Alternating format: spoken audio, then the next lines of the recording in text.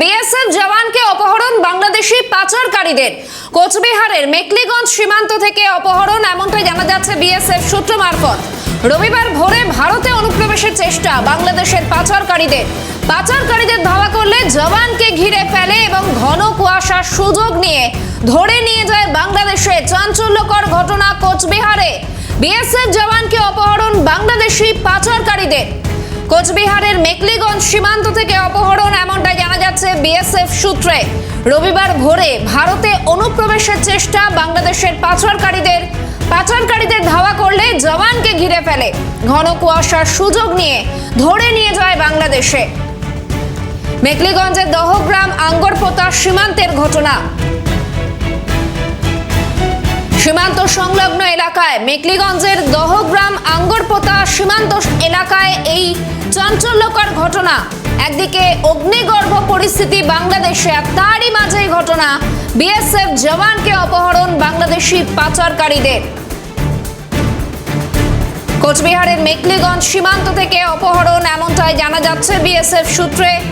রবিবার ভোরে ভারতে অনুপ্রবেশের চেষ্টা বাংলাদেশের পাচারকারীদের ধাওয়া করলে জওয়ানকে ঘিরে ফেলে, ঘন কুয়াশার সুযোগ নিয়ে ধরে নিয়ে যায় বাংলাদেশে। মেকলিগঞ্জের দহগ্রাম আঙ্গরপোতা সীমান্তের ঘটনা। ওই বিএসএফ জওয়ানকে বিজিবির হাতে তুলে দেয় বাংলাদেশি পাচারকারীরা।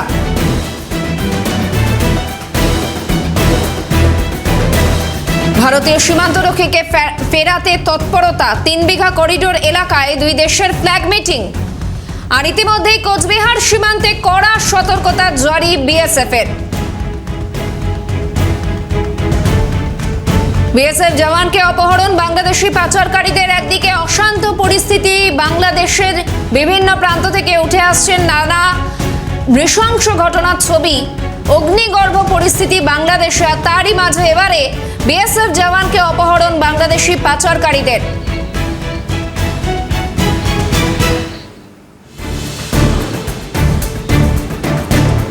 কোচবিহারের মেকলিগঞ্জ সীমান্ত থেকে অপহরণ, রবিবার ভোরে ভারতে অনুপ্রবেশের চেষ্টা বাংলাদেশের পাচারকারীদের।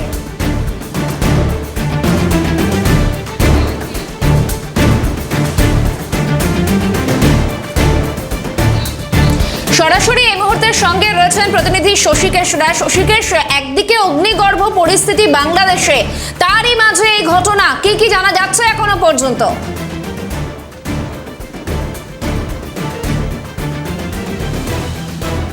একেবারে দেখো শাহানা, তোমাকে প্রথমেই বলবো যে বাংলাদেশের বর্তমান পরিস্থিতি, আর এই পরিস্থিতিতে দেখা গেল যে একজন বিএসএফ জওয়ান, তাকে কিন্তু যারা বাংলাদেশি পাচারকারীরা তারা কিন্তু তুলে নিয়ে গেল। মূলত তোমাকে জানিয়ে রাখবো যে এই যে চোরাচালানকারীরা, তারা কিন্তু আজকে চোরাচালান করার সময় বিএসএফ এর জওয়ান এই যে 3 বিঘা করিডোর সীমান্ত এলাকা রয়েছে, তার যে আগরপোতা এলাকা, সেখানে কিন্তু তার পাহারা দিচ্ছিল। আর সেই সময় যখন চোরাচালানকারীদের কিন্তু সে ধাওয়া করে, সেই সময় দেখা যায় যে এই যে বাংলাদেশি যারা চোরাচালানকারী, তারা বিএসএফ কে জওয়ানকে কিন্তু তুলে নিয়ে বাংলাদেশের ভিতরে চলে যায়। যদিও পরবর্তী বিএসএফ এর পক্ষ থেকে সম্পর্ক করা হলে তারা কিন্তু বিজেপির হাতে তুলে দেয়। আর এই মুহূর্তে যে 3 বিঘা করিডোর রয়েছে, সেই করিডোরকে কিন্তু একেবারে ঘিরে দেওয়া হয়েছে। পাশাপাশি সেখানে যে সাধারণ মানুষ, তাদের যে প্রবেশ, সেটাও নিষেধাজ্ঞা করা হয়েছে। ফ্ল্যাগ মিটিং কিন্তু বাংলাদেশ বর্ডার গার্ড ও বিএসএফ এর মধ্যে চলছে এই বিএসএফ জওয়ানকে ফিরিয়ে নিয়ে আসার জন্য। তবে সব থেকে বড় বিষয় যেটা হলো যে বাংলাদেশের এই বর্তমান পরিস্থিতির জন্য এই যে ঘটনা, সেটাও কিন্তু একটা উদ্বেগজনক। শুধু এই এলাকাতে এই যে প্রথম ঘটনা ঘটলো সেটা কিন্তু নয়। আমি যদি গত 1 বছর আগের কথা বলি, এই যে 3 বিঘা করিডোর রয়েছে, 3 বিঘার এই এলাকাতেই, এই আগরপোতা এলাকাতেই সীমান্ত এলাকায় নিজেদের ভারতীয় জমিতে ভারতীয় মানুষ তারা কিন্তু কাঁটাতার দিচ্ছিলেন। সেই সময়ে দেখা যায় যে বাংলাদেশি দুষ্কৃতীরা তারা কিন্তু হামলা চালিয়েছিল ও বাংলাদেশের বর্ডার গার্ড তারাও কিন্তু এসে বাধা দেয়। এই যে সেই সময় থেকে একটা উত্তপ্ত পরিস্থিতি কিন্তু তৈরি হয়েছে।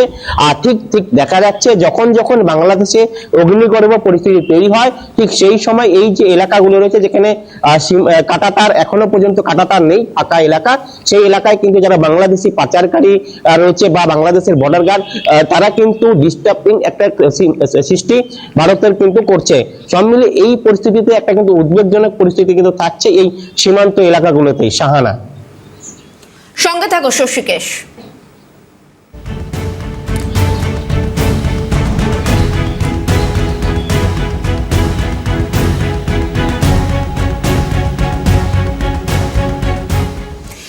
ভারত বাংলাদেশ সীমান্তে চরম উত্তেজনা। বাংলাদেশি পাচারকারীদের হাতে আটক ভারতীয় জওয়ান। বিএসএফ জওয়ানকে অপহরণ করে পাচারকারীরা। বাংলাদেশে নিয়ে গিয়ে জওয়ানকে বিজেপির হাতে হস্তান্তর। এত সাহস পাচ্ছে কোথা থেকে বাংলাদেশ? সময় এসেছে কি বাংলাদেশকে কড়া জবাব দেওয়ার? এই ঘটনাগুলোর পর প্রাসঙ্গিক হয়ে উঠছে এই প্রশ্নগুলো। আর এই মুহূর্তে নিউজ রুম থেকে সরাসরি সঙ্গে রয়েছেন এক্সিকিউটিভ এডিটর ইলমাজ সৈয়দ। আমি ইলমাজের কাছে যাবো। ইলমাজ, আজকে যে পরিস্থিতি তৈরি হলো, সত্যি তো এত সাহস কোথা থেকে পাচ্ছে বাংলাদেশ? এই দেখো, যদি এই মুহূর্তে দাঁড়িয়ে দেখি, প্রায় এবছরে 2025-এ 1700টা ইনফিল্ট্রেশন অ্যাটেম্প্ট হয়েছে বাংলাদেশ থেকে। চোরাচালানকারীদের আবির্ভাব ঘটেছে ভারত বাংলাদেশ সীমান্তে এবং তাদের যে ক্যাপাবিলিটিস সেগুলোও অনেক বৃদ্ধি পেয়েছে। আমরা বারবার দেখেছি, হয় কুচবিহার সীমান্তে, না হলে এদিকে আমাদের মুর্শিদাবাদ সীমান্ত, হিলি সীমান্ত, এখান থেকে অনুপ্রবেশের চেষ্টা হয়। কিন্তু আজকে যে খবরটা পাচ্ছি শাহানা, এই খবরটা রীতিমতো চমকে দেওয়ার মতো। পাচারকারী বাংলাদেশ থেকে অনুপ্রবেশ করার চেষ্টা করেছে ভারতে। বিএসএফ যখন তাদেরকে আটকেছে, ঘন কুয়াশায় সেই বিএসএফ জওয়ানকে টানতে টানতে তারা বাংলাদেশ নিয়ে গেছে এবং শুধু তাই নয়, বিজিবির হাতে হস্তান্তর করেছে। প্রশ্ন উঠছে বিজিবির ইনভলভমেন্ট নিয়ে, কারণ এই মুহূর্তে বাংলাদেশের যা ইনভলভমেন্ট, যে পরিস্থিতি, তাতে বাংলাদেশের কোনো স্টেট মেশিনারির ওপর আস্থা রাখা যায় না ইন্টারন্যাশনালি। গতকালই আমরা দেখেছি সেই ছবি, যেখানে বাংলাদেশের কট্টর মৌলবাদী জঙ্গি মব, তারা সেনাকে বলছে সরে যাও, 20 মিনিট সময় দিলাম, সরে যাও, আমরা ভাঙচুর করব সংবাদ মাধ্যমের অফিস এবং ভারতীয় দূতাবাস। এবং সেনা হাত জোড় করে 20 মিনিট সময় চেয়ে সরে যাচ্ছে। এই ছবির পর এই মুহূর্তে দাঁড়িয়ে বাংলাদেশের কোনো স্টেট মেশিনারি তারা নর্মালি কাজ করছে, এই বক্তব্য কিংবা এই ধারণা রাখা যায় না। এই মুহূর্তে ফ্ল্যাগ মিটিং হচ্ছে। আমাদের প্রশ্ন খুব সহজ, চোরাচালানকারীরা অবৈধভাবে বাংলাদেশে অনুপ্রবেশ করার চেষ্টা, বাংলাদেশ থেকে ভারতে অনুপ্রবেশ করার চেষ্টা করেছে, বিএসএফ আটকেছে। চোরাচালানকারীরা বিএসএফকে ওপারে টেনে নিয়ে গিয়েছে এবং সেই জওয়ানকে বিজিবিতে হাতে হস্তান্তর করেছে। এত ফ্ল্যাগ মিটিংয়ের কি আছে? এত দীর্ঘ ফ্ল্যাগ মিটিংয়ের কোনো দরকারই নেই। যদি বিজিবির মনে হতো যে না, আমরা ঠিক কাজটা করবো, এতক্ষণে ফেরত দিয়ে দিত। ফ্ল্যাগ মিটিংয়ের দরকারই হয় না। সেই ফ্ল্যাগ মিটিং চলছে, যে খবর আমরা পাচ্ছি, ফ্ল্যাগ মিটিংয়ের পর হস্তান্তর করা হবে, সেই জওয়ানকে আবার ভারতের হাতে ফিরিয়ে দেওয়া হবে। কিন্তু প্রশ্ন হচ্ছে, এই দীর্ঘ টালবাহানা কিসের? এমন তো নয় যে বিএসএফ জওয়ান ইচ্ছে করে ক্রস ওভার করেছে। চোরাচালানকারী তাকে অপহরণ করে নিয়ে গেছে, ফেরত দিতে এত টালবাহানা কোথায়? ইউনুস কি চাইছে? ফুল মিলিটারি মাইট ভারতবর্ষের, সেটা দেখতে। কারণ এই মুহূর্তে 3খানা রিপোর্ট আছে আমাদের হাতে, যে রিপোর্ট বলছে যদি ভারত বাংলাদেশ যুদ্ধ কিংবা অপারেশন শুরু হয়, 10 ঘন্টার মধ্যে ঢাকা ক্যাপচার করতে পারবে ভারত। এটা ভারতীয় সামরিক বাহিনীর ক্যাপাবিলিটি। এই মুহূর্তে দাঁড়িয়ে 10 ঘন্টার কম সময়ে ঢাকা ক্যাপচার করা সম্ভব। সেই জায়গায় দাঁড়িয়ে এই মুহূর্তে বাংলাদেশের এই বাড়বাড়ন্ত ইনফিল্ট্রেশন তারা করবে, অনুপ্রবেশ তারা করবে এবং হ্যাপা পোহাবো আমরা, এই প্রশ্নগুলো জোরালোভাবে উঠছে শাহানা। একদমই ইলমাজ। এবং তাহলে কি এখন সত্যি সময় এসে গিয়েছে বাংলাদেশকে কড়া জবাব দেওয়ার? কারণ যে ধরনের স্পর্ধা তারা দেখাচ্ছে, এই প্রশ্ন তো উঠছে। দেখো, বাংলাদেশ এখন পাকিস্তানের একটা অফশোর অ্যাকাউন্ট হয়ে গিয়েছে। বাংলাদেশ এই মুহূর্তে পাকিস্তানের ছোট ভাই হিসেবে কাজ করছে সহজভাবে। তারা 71-এর ইতিহাস ভুলে গিয়েছে, তারা খান সেনাদের কচুকাটা করার ইতিহাস ভুলে গিয়েছে, অপারেশন সার্চলাইট ভুলে গিয়েছে, ঢাকার সাভারের যে গণকবর সেগুলো ভুলে গিয়েছে। তাদের মধ্যে এই মুহূর্তে ভারত বিদ্বেষ ছাড়া কিচ্ছু নেই। যে ওসমান হাদি, যাকে বাংলাদেশ শহীদ বলছে, যাকে বাংলাদেশ রাষ্ট্রীয় মর্যাদা দিচ্ছে, সে বেসিক্যালি সোজা বাংলায়, গোদা বাংলায় একজন জঙ্গি, ভারত বিরোধী জঙ্গি, যে গ্রেটার বাংলাদেশের ম্যাপ প্রকাশ করেছে, যেখানে ভারতের অংশকে বাংলাদেশের অংশ হিসেবে দেখিয়েছে। বাংলাদেশের হাই কমিশনে, অর্থাৎ ভারতীয় হাই কমিশন যেটা ঢাকায় রয়েছে, সেখানে র্যালি বার করেছে, লং মার্চ বার করেছে ভারতের বিরুদ্ধে, ভারতের ড্যাম ভেঙে দেওয়ার হুমকি দিয়েছে, ভারতকে এজেন্ট হিসেবে তকমা লাগিয়েছে, ইসকনকে ভারতীয় এজেন্ট বলেছে, হিন্দু বিদ্বেষ, রীতিমতো হিন্দু বিদ্বেষ ছড়িয়েছে। এবং তার যারা সাঙ্গপাঙ্গ, ওই যে ইনকলাব মঞ্চ নামক যে মঞ্চটা যে গড়েছিল, সেই ইনকলাব মঞ্চ আর যাই হোক সেকুলার মঞ্চ নয়, সেটি একেবারে খালিফত মাদ্রাসা এবং দেওবন্দি মাদ্রাসা, এই দুটো ধর্মীয় কট্টরপন্থী জঙ্গি মাদ্রাসার অ্যাফিলিয়েটস। হাদি জঙ্গি ছাড়া কিচ্ছু নয়। একজন জঙ্গিকে যেভাবে বাংলাদেশ সরকার গতকাল রাষ্ট্রীয় মর্যাদা দিয়েছে, তারপর একটাই প্রশ্ন ওঠে, ভারত এই মুহূর্তে তো আমরা ফার্স্ট অ্যাটাক ক্যাপাবিলিটি কিংবা ফার্স্ট অ্যাটাক অপশনস রাখি না, আমরা সব সময় ডিফেন্সিভে যাই। সেই কারণে এখনো পর্যন্ত আমরা কিন্তু ডিপ্লোম্যাটিক্যালি হ্যান্ডেল করছি। আমরা দেখেছি ইলমাস একটু বিরত করছি এই মুহূর্তে। কর্নেল দীপ্তাংশু চৌধুরী অবসরপ্রাপ্ত সেনাকর্তা রয়েছেন আমাদের সঙ্গে, আপনাকে স্বাগত জানাই। ইলমাস, তোমার প্রশ্ন। কর্নেল চৌধুরী, একজন বিএসএফ জওয়ানকে একজন বাংলাদেশি অনুপ্রবেশকারী চোরাচালানকারী টানতে টানতে কুয়াশার আচিলায় টানতে টানতে তাকে বাংলাদেশ নিয়ে গিয়েছে এবং বিজিবিরাতে হস্তান্তর করেছে। এই মুহূর্তে বর্ডারে ফ্ল্যাগ মিটিং চলছে বিএসএফ এবং বিজিবির। শোনা যাচ্ছে সেই জওয়ানকে ফিরিয়ে দেওয়া হবে। আমার প্রশ্ন, যে দেশ হাদির মতো একজন টেরারিস্টকে রাষ্ট্রীয় সম্মান দেয়, যে দেশ ভারতীয় হাই কমিশনের ঠিক বাইরে দাঁড়িয়ে ভারতকে হুমকি দেয়, সেই দেশের সঙ্গে কি আর ডিপ্লোমেসি সলিউশন, নাকি এবার মিলিটারি মাইট দরকার? এখন বাংলাদেশ একটা খুব ছোট রাষ্ট্র, 18 কোটি মানুষের একটি ছোট্ট রাষ্ট্র, যার জন্ম হয়েছিল এই 16ই এখন ডিসেম্বর মাস চলছে। এবং আপনারাই সিএন বাংলায় প্রথমবার যেসব গল্প তুলে ধরলেন এই সেই সময়কার 1971-এর গল্প সিএন বাংলায় কিছুদিন আগে লাগাতার দেখিয়েছে। এবং ইতিহাসটা আমার মনে হয় বাংলাদেশের যারা আপামর জনতা তাদের ঝালিয়ে নেওয়া উচিত যে ডিসেম্বর মাস চলছে, কয়েকদিন আগে যে নতুন রাষ্ট্র যে জন্ম দিয়েছিল সেটা ভারতের সাহায্য হয়েছিল, এক। দ্বিতীয়ত ভারতের দেখুন মিলিটারি মাইট ভারতের আজ পুরো বিশ্বের তৃতীয় এবং চতুর্থ নম্বর। আর আমরা এটা প্রত্যেকে জানি, মিলিটারি ওয়ার্ল্ড ইন্ডেক্সে থার্ড আর ফোর্থ হচ্ছে ভারত, সেখানে পাকিস্তান 13-14 এবং বাংলাদেশ প্রায় 35। সেই জায়গায় ভারতের মাইট যদি পেশি শক্তি বাংলাদেশকে দেখাতে হয়, কাকে দেখাবে? পিপিলিকার যখন ডানা গজায় সে মরিবার স্তরে আগুনের দিকে ছুটে যায়। সেই বাংলাদেশ হচ্ছে একটা পিপিলিকা যার নতুন পাখা গজাচ্ছে। পাখাটা কোত্থেকে পেলো? একটা পাখা দিয়েছে আইএসআই, আর একটা পাখা দিয়েছে সিআইএ। সেই পাখা নিয়ে ওড়াবার চেষ্টা করছে, সেই পাখা দিয়ে উঠলে জানে কোথায় পড়বে, যে যেখানে আগুন জ্বলছে পিপিলিকা সেখানে গিয়ে নিজের প্রাণ দেয়। তো বাংলাদেশকে আমার এখনো মনে হয় যে ভারতে সেই সময় আসেনি যে পেশি শক্তি দেখাবার জন্য, কূটনীতির মাধ্যমে। কারণ নেবার্স ক্যানট বি চোজেন, আমার পাশের বাড়ি কে সেটা আমি চুজ করতে পারি না। এবং ভারতের ডিপ্লোমেসি বলে প্রত্যেক আশেপাশে পাশে যে রাষ্ট্র আছে তার সঙ্গে আমরা যেন একটা ভালো সৌহার্দ্যপূর্ণ বন্ধুত্ব রিলেশনশিপ যেন রাখতে পারি, এটাই ভারত চায়। ভারত উন্নয়ন চায়, ভারত শান্তি চায়, ভারত শান্তির প্রতীক এই পুরো সাউথ, দক্ষিণ এবং দক্ষিণ পূর্ব এশিয়া। আমার মনে হয় বাংলাদেশের এখনো সময় বোঝা উচিত যে এই দেশটাকে, নিজের রাষ্ট্রকে আবার কয়েকটা খণ্ড ভেঙে দিতে যদি বাংলাদেশ চায়, তাহলে নিশ্চিতভাবে বাংলাদেশ যেভাবে এগিয়ে চলছে, যে জঙ্গিদের হাতে বাংলাদেশ তুলে দিচ্ছে, মৌলবাদীদের হাতে বাংলাদেশ তুলে দিচ্ছে, এবং হাদির শেষকৃত্যে যে চেহারা বাংলাদেশ পুরো বিশ্বকে দেখালো, এটা ভয়াবহ।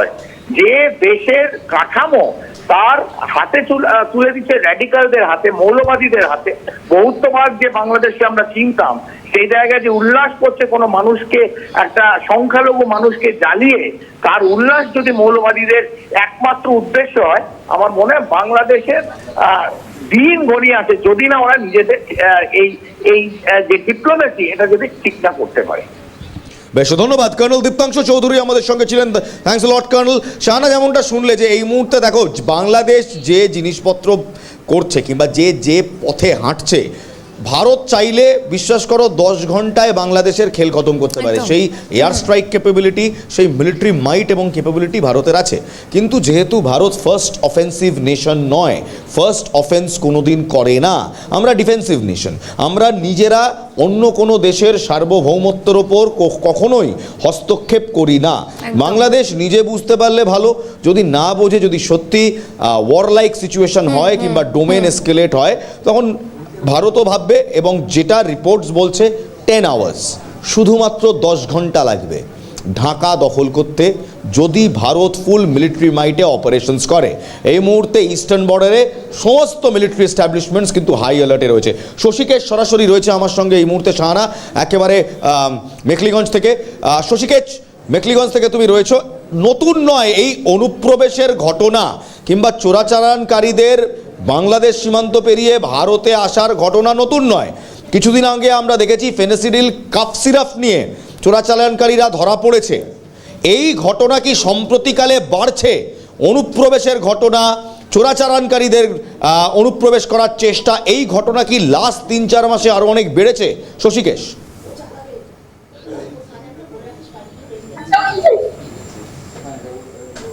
আর দেখো ইলমাস, তোমাকে বলবো যে এই যে বিশেষ করে এই যে শীতের সময় তো একটা ঘন কুয়াশাকে কেন্দ্র করে যে চোরাচালানকারীরা রয়েছে তারা তো একটা অ্যাডভান্টেজ নেয়। তবে তোমাকে আমি লাস্ট 3-4 মাসের কথা বলবো না, গত 1 বছর ধরে যদি বলি, এই যেই সীমান্তে আজকে মেখলিগঞ্জের 3 বিঘা যে করিডোর, যে এই এলাকা, যে আগরপোতা এলাকা যেখানে এই ঘটনাটি ঘটেছে আজকে, ঠিক এই সীমান্তেরই ঘটনা যদি বলি গত 1 বছরে, গত 1 বছর আগেই এই ডিসেম্বরের কাছাকাছি কিন্তু এই সীমান্ত এলাকাতে কিন্তু একটি ঘটনা ঘটেছিল। সেটা কি ঘটনা?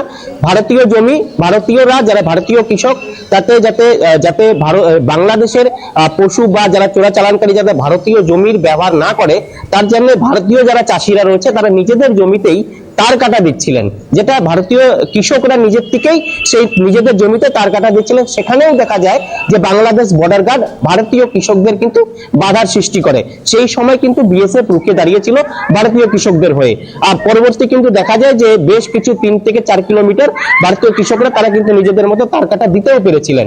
এর পরবর্তী কিন্তু এই এলাকাতেই আবারও নতুন করে দেখা যায় যে যারা চোরাচালানকারী রয়েছে তারা কিন্তু এই যে যারা তার কাটা দিয়েছিলেন ভারতীয় কৃষকরা, তাদের তার কাটা উপরে ফেলে দেয় রাতের অন্ধকারে।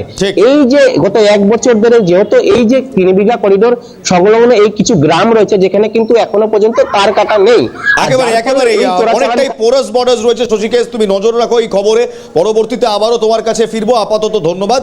শাহানা, যেমনটা শশীকেশ বলল যে বিজিবি বহুদিন ধরে এই সীমান্তে কিন্তু সমস্যা তৈরি করছে। সাধারণ কৃষক নিজেদের জমিতে কাঁটা তারের বেড়া দেওয়ার সময় সমস্যা সৃষ্টি করছে বিজিবি। বিএসএফ বর্ডার ফেন্সিং করার সময় সেই বর্ডার রাতের অন্ধকারে এসে উপড়ে দিচ্ছে বিজেপি।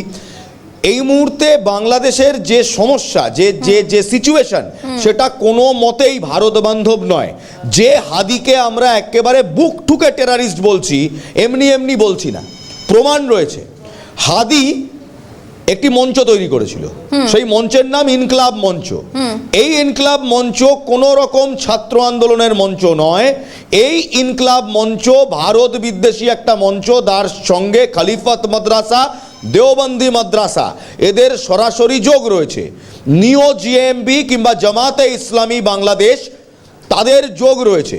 তাই নয়, এদের একটাই কাজ ভারত বিদ্বেষ ছড়ানো, ভারতের বিরুদ্ধে কথা বলা। একটা প্রমাণ দেখাই দর্শকদের, এই হাদির সহকর্মীরা, কমরেডরা, এই হাদির যারা মানুষ, যারা এদের তৈরি মিনিয়েচার জিহাদি, তাদের বক্তব্য শুনুন। এই বক্তব্য শুনে বলবেন এরা ছাত্রনেতা না একটা পাকিস্তানের মদতপুষ্ট জেহাদি। শুনুন। ভারত আমাদের দয়ায় বাঁচে, আমাদের দয়ায় খায়, সেই ভারতের বাংলাদেশের দিকে চোখ লাগানোর কোনো সুযোগ নাই, কোনো সাহস নাই। ভারত যদি তার দেশে কসাইদের ক্যান্টনমেন্ট বানিয়ে, জঙ্গিদের ক্যান্টনমেন্ট বানিয়ে বাংলাদেশকে অস্থিতিশীল করার জন্য, চোরাগুপ্তা হামলা চালানোর জন্য একের পর এক এই পদক্ষেপগুলো নিতেই থাকে, পরের বার আমরা আসবো, সবার হাতে থাকবে খুন্তা কোরাল, একটা ইট আস্ত রাখা হবে এখানে। ভারতের প্রক্সি সেবা দাসী হাসিনাকে খেলে দিয়েছে, ভারতের সকল প্রক্সিকে খেলে দেওয়া হবে, সেভেন সিস্টার খেলে দেওয়া হবে, ভারতীয় পোর্শনকে খেলে দেওয়া হবে, দিল্লির মিডিয়াকে খেলে দেওয়া হবে। যদি কোনো ফকিন্নি দেশ, এদেরকে পাগলের প্রলাপ ছাড়া কিচ্ছু বলা যায় না শাহানা, কারণ যারা বলে যে ভারত বাংলাদেশের দয়ায় বেঁচে আছে তারা ভুলে গিয়েছে চালটা, চিনিটা, ডিমটা, তুলোটা এই এখান থেকে যায়, জলটা পর্যন্ত এখান থেকে যায়। এই জন্যই বলা, ভারত কিন্তু এই মুহূর্তে গোটা সিচুয়েশন মনিটর করছে। বাংলাদেশ বেশি বাড়াবাড়ি করলে 10 ঘন্টায় বাংলাদেশের খেল খতম করা সম্ভব। ভারতের সেই মিলিটারি মাইট রয়েছে।